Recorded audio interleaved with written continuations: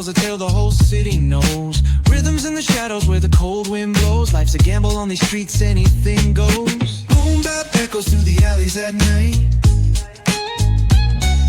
Soulful samples lift the darkness to light. Beat kicks pound like a heartbeat fight. These gritty vibes keep my story in sight. Graffiti on the walls paint the struggle and climb. The clock keeps spinning but I'm owning my time. Words like puzzle pieces fitting tight in the rhyme. Snares punch louder than the city's own chime. Boom bap echoes through the alleys at night. Soulful samples lift the darkness to light. Beat kicks pound like a heartbeat fight.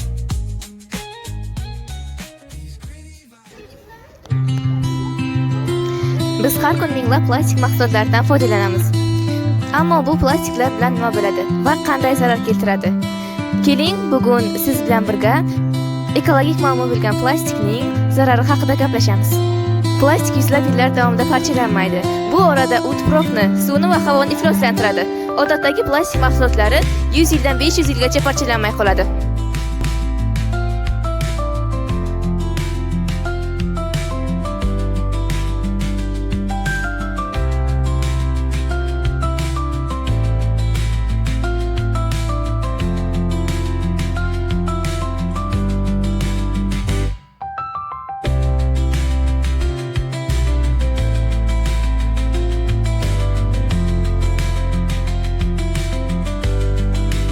Plastik idishdagi suvlar oddiy suvlarga qaraganda ancha qimmat bo'lsa ham, sifat jihatdan ham ular foydaliroq emas.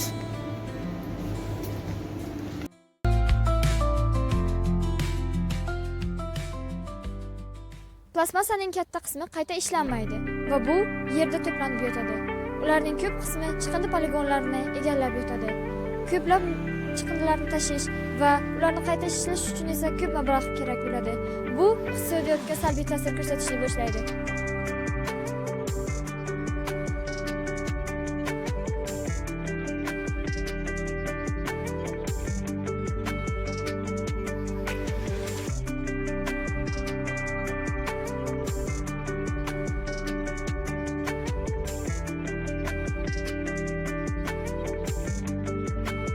Mikroplastik organizmlar odam salomatligiga xavf tug'diradi.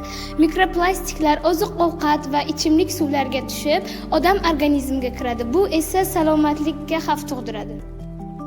Plastik ko'chalarda, o'rmonlarda, yo'llarda va daryolarda yotib, tabiat go'zalligini buzadi va o'simliklar o'sishiga to'sqinlik qiladi.